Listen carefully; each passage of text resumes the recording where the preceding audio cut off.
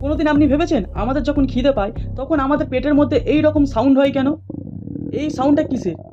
দেখো, আমাদের শরীরে নর্মালভাবে এই দিকের জিনিস ওই দিকে যায় না, এইভাবে কন্ট্রাকশন হয়ে এদিকের জিনিস ওই দিকে যায়।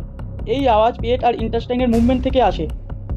এই আওয়াজ 24 আওয়ার্স হয়। যখন আমাদের পেটের মধ্যে খাবার থাকে, খাবারের চাপে এই আওয়াজ বন্ধ হয়ে যায়, আমরা তখন শুনতে পাই না। যখন আমাদের পেট খালি থাকে তখন হাওয়া আর জল ছাড়া কিছু থাকে না। যখন পেট আর ইন্টেস্টাইন বেঁচে থাকা মালপত্র বের করে দেয় তখন এই মুভমেন্টের আওয়াজ হয়।